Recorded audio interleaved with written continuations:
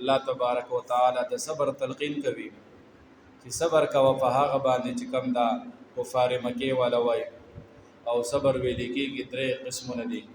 یو صبر دا دی چې سړی په نیکۍ باندې صبر کوي، خپل ځان کنټرول کوي، لیکن نیکی همیشه کوي، یو دې ته صبر وایي. او یو صبر هغه دی چې سړی د ګناه نه ځان ساتي، معصیت نه ځان ساتي، ځان کنټرول کوي، دې ته هم صبر ویل کېږي.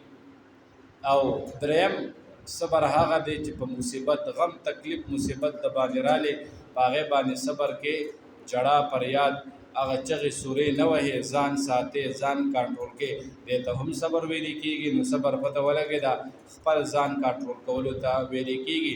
دلته هم نبی علیه الصلاۃ والسلام اهلک وامر حکم کوا، امر کوا اهلک خپل کور والو ته، د خپل تابعدارو خلکو ته حکم کوا، بالصلاة د مانځه کولو، د مونځ کولو حکم خپل خپلوانو ته کوا، خپل تابعدارو خلکو ته کوا. او الله فرمای واصطبر، پخپل هم صبر کوا، پخپل هم کلک شه، علیها په دې مانځه باندې، پخپل هم دوام همیشواله کوا په مانځه باندې. او کله چې دا آیات مبارکه نازل شو، عمر رضی الله تعالی عنه بخپل اهل و عیال را جمع کولا او بیا به مانځه ته راویښوله او دا آیات به ورته تلاوت کولو چې وامر اهلک بالصلاة واصطبر علیها. یا فضائل اعمال کې ذکر دی چې صحابي وفات کېږي او هغه خپل کور والو ته هیڅ نه پرېښودي، بچو لوریانو ته. چا تپوس وکړو چې دا ولې؟ وایي هغوی ته دا رب العالمین دا آیت شته چې لا نسألک رزقا نحن نرزقک، مونږ به تعالی رزق درکوو. او هغوی ته ما وظیفه ښودلې ده چې هغه وظیفه د ماښام مانځه نه پس سورة الواقعه ده چې دوی باندې به چېرته هم لږه تنده هغه غریبي فقر به پرې نه راځي. دلته الله فرمایي چې پیغمبره خپل اهل و عیال ته، خپل کور والو خلکو ته، تابعدارو خلکو ته د مانځه حکم کوا. او واصطبر علیها، فخپل هم صبر کوا، کلک شه په دې باندې، په دې مانځه باندې.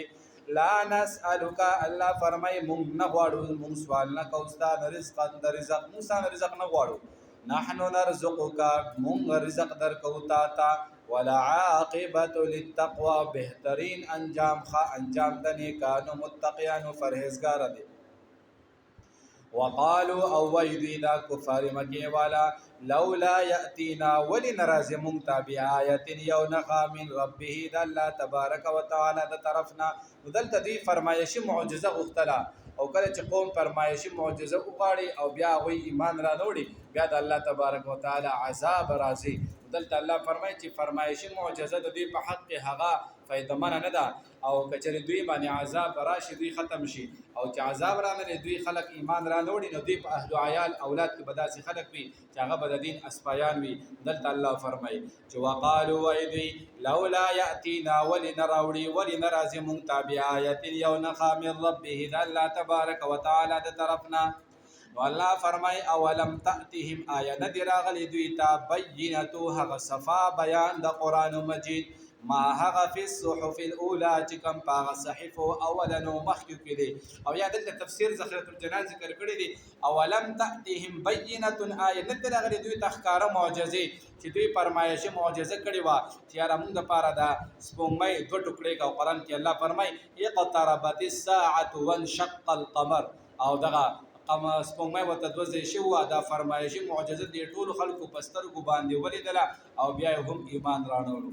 دلته تفسیر ذخیرة الجنان د دې ټکي لاندې دا وضاحت فرمایلی دی. الله فرمایي اولم تأتهم، آیا نه دی راغلی دوی ته بینتو هغه بیان، صفا بیان، ما هغه فی الصحف الاولی چې کوم په هغه صحیفو اولنو مخکې کې وو. ولو ان الله فرمای کچری مونږه اهلکناهم مونږ هلاک کړی وي د خلکو لرا بعذاب فعذاب سره من قبله، مخکې د نبی علیه الصلاۃ والسلام دراتلونه یا مخکې د قرآن مجید دراتلونه دا خلک مونږ هلاک کړی وي په عذاب سره.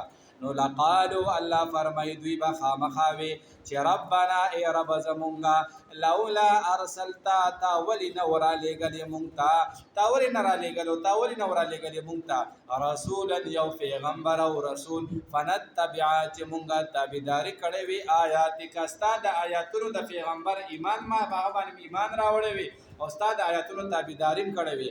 من قبل مخکې د دې نه ان نذل چې مونږه ذلیله شو په دنیا کې، ونخزا او مونږه شرمنده شو او رسوا کېدو په آخرت کې. دیو جن الله فرمای مونږ د پیغمبرانو د سلسله جاری ساتلی و، پیغمبر پسې بول پیغمبر براتلو د دې وجنه چې خلک سبا دا خبره ونه کې چې مونږ ته عذاب تاول راکو چې مونږ ته پکار دی پیغمبر راغلی و رسول راغلی مونږ دغه تابعداري کړې وي نو مونږ به نظر د شیو په دنیا کې او نه به شرمنده شیو په آخرت کې. الله فرمای ورته وای پیغمبره قل وتوا كل هر یو متربص انتظار کون کې دي فتربصوا تاسو می انتظار کوئ فستعلمون زرد چې تاسو به پوه شئ تاسو به خبر شئ من اصحاب الصراط السوي من سوق دي اصحاب هغه ملګری خاون الصراط دلار السوي چې سوق دي د خاون د نیغه سمي برابر لاري دا پته بچاته ولګي قیامت ورځ باندې الله فرمای تاسو انتظار کوئ خلک هم انتظار کوونکي دي او سوق د بدی لاري دي د بدی لاري مرګره دغه هم قیامت ورځ باندې پته ولګي او دیم الله فرمای ومن اهتدى او دا بم تاسو ته زر دي چې پوهه بشي چې سوق دي په هدایت باندې سوق دي په سم لار باندې او سوق دي په بدل لار باندې دا خبره با